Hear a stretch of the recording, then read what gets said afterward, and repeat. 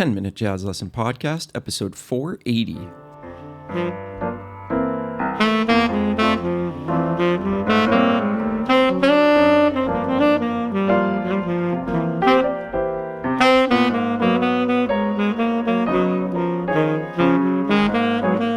Hey everybody, welcome back to episode 480 of the 10-Minute Jazz Lesson Podcast.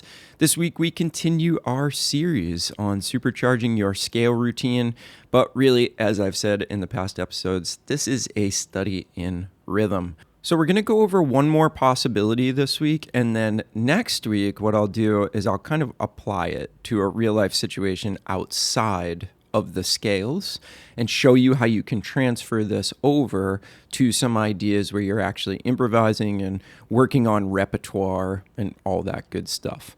So just a quick recap, and if you haven't checked out the other episodes in this series, highly recommend starting right from episode 478 so that you sort of hear what we're doing here, because 480, this episode, is really a result of taking the ideas from 478 and kind of expanding upon them and flipping them and all that good stuff. So I highly recommend that you start there. So just a reminder, what we did in the first episode was we did 3/4, and we investigated a whole bunch of ways of organizing that rhythmic information. And then last week we did 3 again, but we combined it with a measure of 2. So basically what we were doing is we were dealing with 5/4, but we're thinking about it as 3 plus 2, which I think is a really good way to start to conceive of that 5. But now what we're going to do is we are going to change the number in the bottom of the time signature to 8. And we're going to start to investigate what we can do with groups of 5 eighth notes, because this completely changes the game when we start thinking about X on top and 8 on the bottom.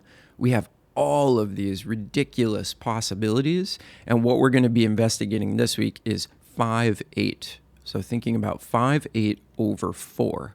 So the first thing that we should do is we should just count 5/8 over a 4/4 drum beat and see what that feels like. So let's do that first. 1, 2, 3, 4, 5. 1, 2, 3, 4, 5. 1, 2, 3, 4, 5. 1, 2, 3, 4, 5. 1, 2, 3, 4, 5. 1, 2, 3, 4, 5. 1, 2, 3, 4, 5. 1, 2, 3, 4, 5. 1, 2, 3, 4, 5. So you see how that feels? It feels a little bit strange, doesn't it? Count it with me. Here we go. 1, 2, 3, 4. 1, 2, 3, 4, 5. 1, 2, 3, 4, 5. 1, 2, 3, 4, 5. 1, 2, 3, 4, 5. 1, 2, 3, 4, 5. 1, 2, 3, 4, 5. 1, 2, 3, 4, 5. 1, 2, 3, 4, 5. 1, 2, 3, 4, 5.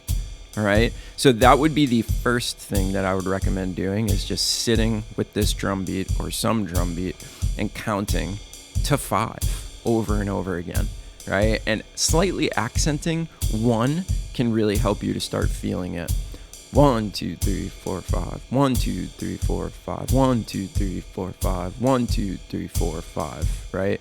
Now you can also challenge yourself to actually count the eighth notes in a bar of 4/4 and just see where they line up. So you're actually counting in 4. Let's try that.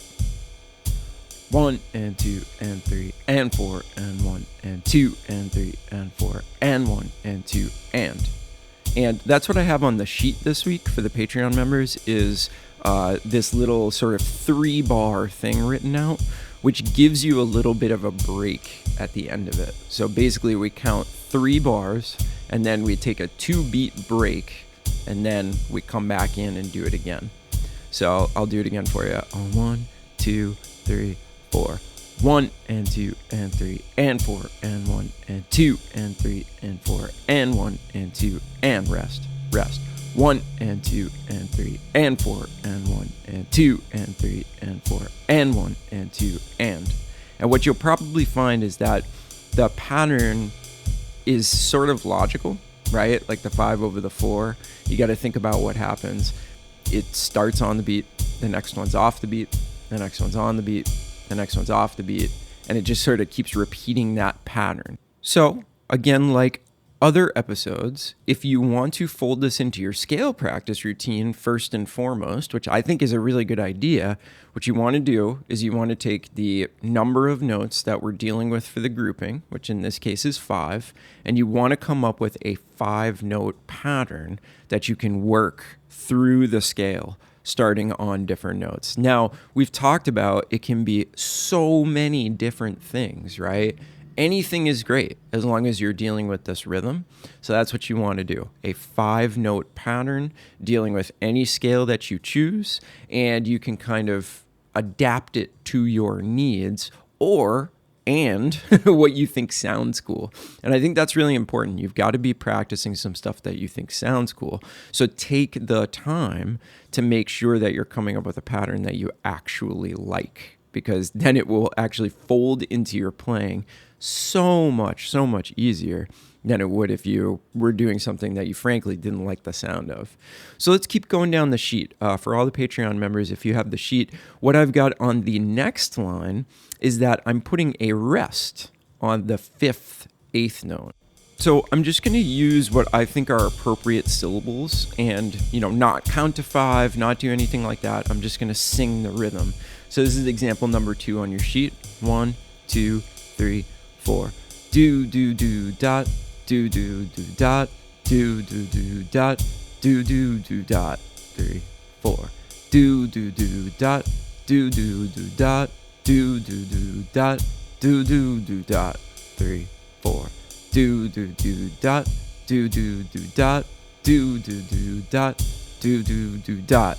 See how that rest makes it so much more interesting, right? Because we get a little bit of silence that sets us up for the next iteration of the 5/8. Okay, so if we look at example number 3 on the sheet, now we've got a totally different rhythm. We got a quarter note followed by 3 eighth notes. So there's our 5 right there. There's our 5 eighth notes. So this one sounds like this. 1, 2, 3, 4. Dot, do, do, do, dot, do, do, do, dot, do, do, do, dot, do, do, dot. Dot, do, do, do, dot, do, do, do, dot, do, do, do, dot, do, do, dot. Starting to see the possibilities here. It's like you change just one little thing and it sounds totally different, although it keeps that underlying feel of the 5/8 going. So again, on that one, you'd want to do a 4-note pattern if you're practicing it with the scales. And same thing with the second example. You want to do a 4-note pattern, but you want to fold in that rest. Essentially what we're doing is we're mixing in the silence on all the different beats. Now this one is interesting, the last one, because I'm actually only doing 2 notes per grouping of 5. I've got a dotted quarter note followed by a quarter note, basically, right? And we're going to do this one legato. So on this one, you'd want to pick a 2-note pattern with the scale. And this one's deceptively hard. I actually had a lot of trouble with this one when I was first learning it. So what I did was I actually subdivided with my voice and I clapped the rhythm. And that really helped me. So it'd be like this. Now I'm clapping the actual rhythm, but I'm counting out loud. And that just helps to square everything and allow you to hear it. So 1, 2, 3, 4. 1, 2, 3, 4, 5. 1, 2, 3, 4, 5. 1, 2, 3, 4, 5. 1, 2, 3, 4, 5. 1, 2, 3, 4, 5. 1, 2, 3, 4, 5. 1, 2, 3, 4, 5. 1, 2, 3, 4, 5. So if you find any of these super difficult, it's okay to do stuff like that. You really need to be able to feel the rhythm before you're going to put it to notes. So I highly suggest what you do, what I did in this episode, which is just to count it out loud, clap, play percussion on your body, stomp your feet, do whatever you need to do to feel that underlying subdivision.